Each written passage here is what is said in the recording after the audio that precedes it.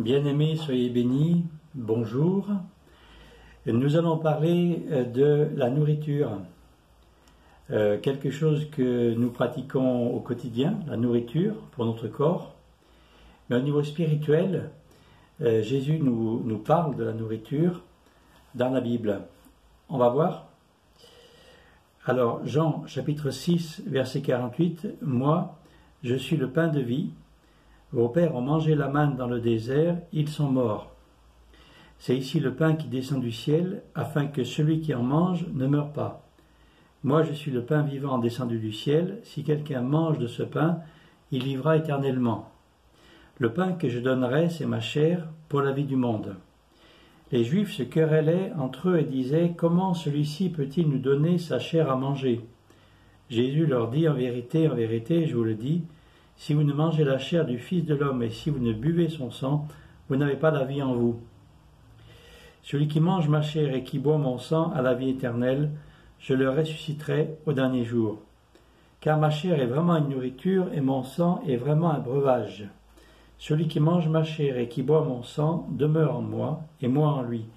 Comme le Père qui est vivant m'a envoyé et que je vis par le Père, ainsi celui qui me mange vivra par moi.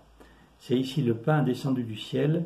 Il n'est pas comme celui qu'ont mangé vos pères, ils sont morts. Celui qui mange ce pain vivra éternellement. » Alors bien sûr, Jésus parle de l'agneau de Pâques, qui a été mangé par les Hébreux et qui leur a permis de sortir d'Égypte. Et la Pâque était refaite, et bien sûr, la Pâque, c'était le pardon des péchés. Jésus est venu accomplir tout ça, et quand il nous dit « mangez mon corps, buvez mon sang », bien sûr, c'est une image. C'est une image, mais les images sont fortes. Et bien sûr que nous devons obéir, aller voir ce que ce texte veut dire. Il nous dit « nourrissez-vous de moi ». Nourrissez-vous de moi. Si vous me mangez, vous allez vivre et vivre éternellement. Vivre, j'ai envie de dire, avec un grand V majuscule, et vivre à jamais, éternellement. Je fais un rapide constat sur la nourriture. La nourriture, d'abord, elle est nécessaire. On en a besoin pour vivre, on en a besoin pour la croissance, on a besoin pour avoir des forces, pour aller travailler, on a besoin de manger si le climat est difficile, s'il fait froid. En fait, la nourriture est nécessaire. Se nourrir de Jésus au quotidien est absolument nécessaire. Deuxièmement, la nourriture, elle est adaptée à tout âge. Et qu'est-ce que ça veut dire? C'est que certains peuvent être des bébés spirituels et d'autres des adultes spirituels. Tu as commencé ta vie avec Jésus il n'y a pas longtemps, nourris-toi, et la nourriture va être adaptée. Le Seigneur te donnera ce qu'il faut.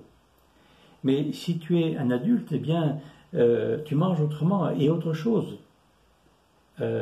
Donc, là encore, le Seigneur a tout ce qu'il faut, pour les uns et pour les autres. Troisièmement, la nourriture, elle est variée. Alors, on peut manger du laitage, des légumes, de la viande, qui est-ce qui a dit des gâteaux il y a des gourmands. En fait, la nourriture, elle doit être variée. C'est-à-dire, pour nous, au niveau spirituel, ça va toucher tous les aspects de notre vie. Tous les aspects de ta vie peuvent être nourris par la présence de Jésus. Il y a une ressource pour chaque aspect de ta vie. Le Seigneur a quelque chose à te fournir qui va être nourriture, qui va être force, qui va être... C'est quand on mange, ça fait du bien, on retrouve de l'énergie. Eh bien, pour tout aspect de ta vie, varié, il y a une nourriture, de l'énergie, quelque chose que le Seigneur peut te donner. Enfin, je voudrais dire aussi que la nourriture est un plaisir. Et se nourrir de Jésus, on peut le voir comme on l'a vu précédemment, c'est un besoin. Nous avons besoin du Seigneur. La vie ici-bas n'est pas toujours simple. Elle est parfois catastrophique. Il y a toutes sortes de choses inattendues. La vie ici-bas, en plus, eh bien, de l'intérieur, il y a mon péché, et de l'extérieur, il y a le péché des autres. Il y a des choses bonnes en moi, mais il y a aussi beaucoup de mauvaises. Il y a des bonnes choses dehors, mais il y a aussi beaucoup de mauvaises. En fait, on peut se nourrir de Jésus parce qu'on a des besoins. Eh bien, il faut qu'on aille plus loin, parce que on peut se nourrir de Jésus par plaisir. Et peut-être que moi ou toi, nous aimons bien manger des bonnes choses. Or, eh bien, Jésus, c'est vraiment de la bonne nourriture. C'est bon. C'est même très bon. Quand on est dans la prière, parfois au départ, on ne sent pas forcément la présence de Dieu. Mais quand la présence de Dieu nous remplit, waouh, qu'est-ce que c'est bon. Quand on lit la parole de Dieu, parfois on lit, on ne comprend pas trop, et tout d'un coup le Seigneur nous révèle sa parole. C'est l'Esprit de Dieu qui nous parle au travers de la Bible. Je rappelle que la Bible est un livre qui nous parle en direct. Dieu me parle et me révèle quelque chose. Et dans le mot révéler, il y a le mot vie. C'est de la vie qui coule en moi. Et c'est tellement bon. Et puis, quand j'obéis au commandement du Seigneur, eh bien, quand j'arrive à maîtriser peut-être des choses de ma chair, des tentations, etc., je me sens fort. Se sentir fort, ça donne de la joie. Tout cela se fait parce que on s'est nourri de Jésus. Alors, il y a un grand plaisir à vivre avec Jésus. Celui qui me mange vivra par moi. Le mot vivra, j'ai envie de... Tout à l'heure, je vous disais, mettre un V majuscule, c'est la vie. Voilà, c'est ça la vie, la vraie vie. Franchement, ça fait bientôt 40 ans que j'ai donné ma vie au Seigneur. Pas une seconde, j'ai regretté d'avoir donné ma vie à Jésus. Parce que c'est trop bon. C'est trop bien.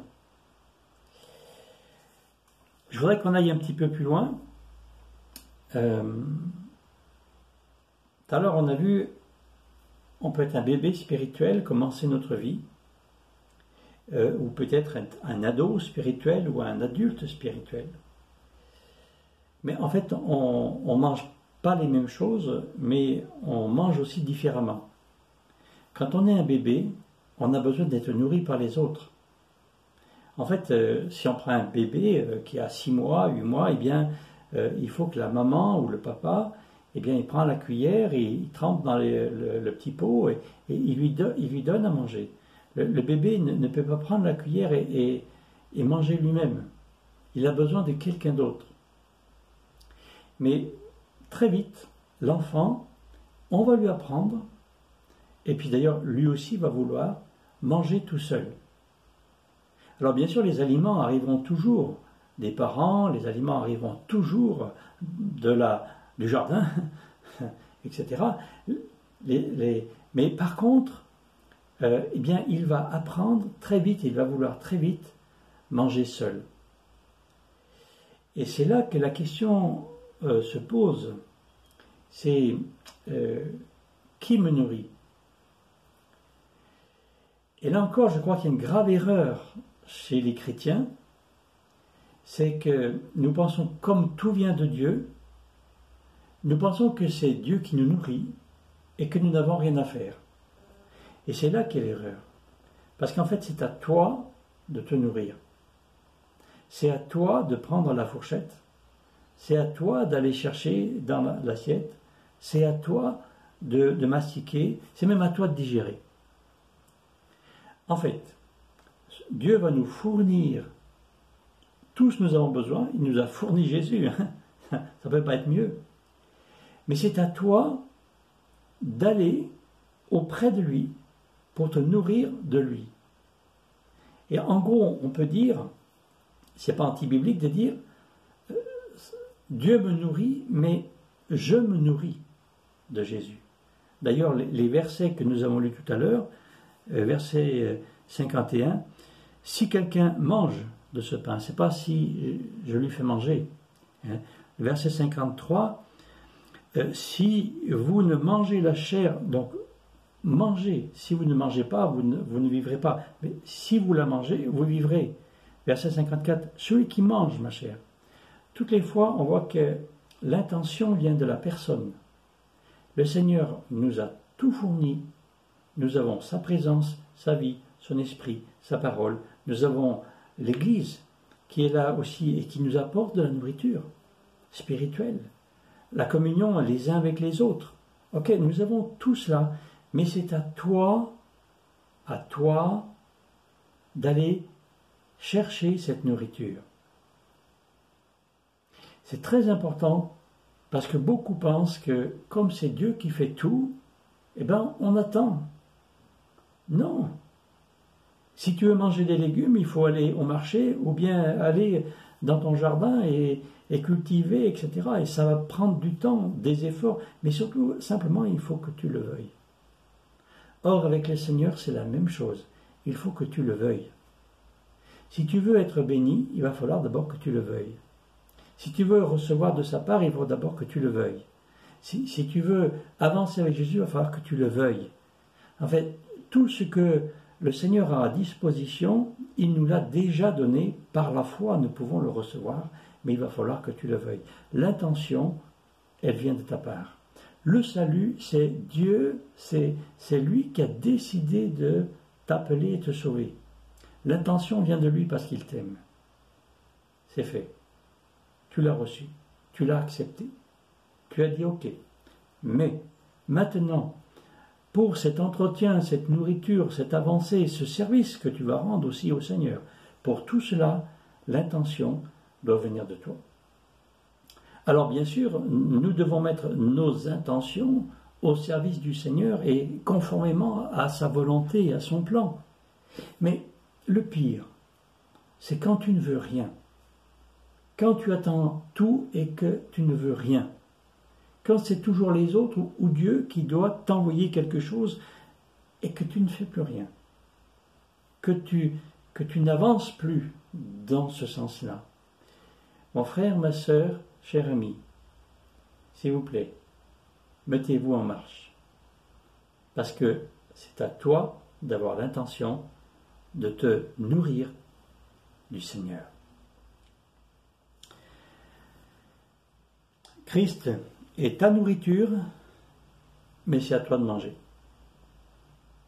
Je répète, Christ est ta nourriture, mais c'est à toi de manger.